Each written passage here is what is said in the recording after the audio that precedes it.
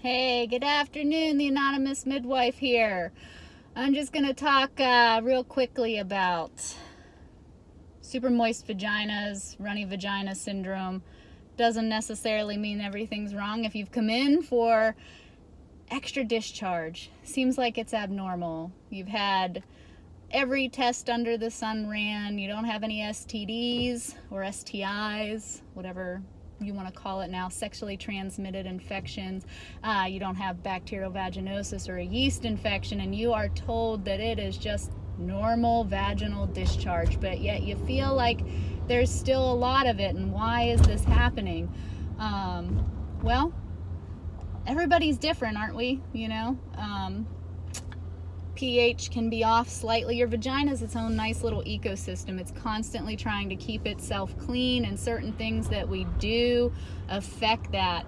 Can be as easy as switching up soaps or detergents, wearing different kind of materialed underwear, working out, leaving those workout clothes on too long, swimming in the ocean, lakes, swimming in pools. All affects your little ecosystem down there. It doesn't necessarily mean there's an infection or something wrong, but again, your vagina tries to keep itself nice and clean. So could just be normal stuff. And like I said, as long as you've had everything checked out and nothing abnormal can be found, well, it's just normal vaginal discharge. Might sound like really bad, especially if you're like, well, I need like a panty liner or else my underwear gets wet. That's not necessarily a bad thing. When you get to be 55 and menopause is upon you and everything's dry and barren, it's nice to know that at one point in time it was very moist and all was well. The other thing I want to touch on is odor. Vagina should smell like a vagina. Don't ever douche. It's just not a good idea. And as far as I'll have patients tell me, I take my deodorant and put it down there because I shave, and since I shave, it gets sweaty, and then it will smell if I go throughout the day. Well, it should smell fine after you get a shower, but as you do go throughout your day, most of us wear underwear, pants, skirts, whatnot. Sweat mixed with vaginal discharge does have an odor.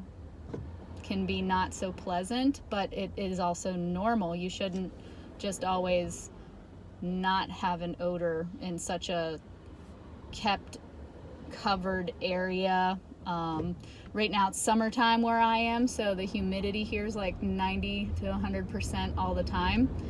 Think about that being in pants. You can expect to have an odor when you sit down on the toilet to pee and you get that waft after you take off your underwear. Yeah, a vagina smells like a vagina. And don't worry, ladies,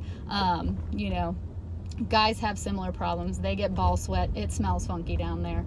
It's kind of normal. It's in a crease in between our legs, kept dark, covered up most of the time. So don't be embarrassed. Just take a shower, everything will be fine.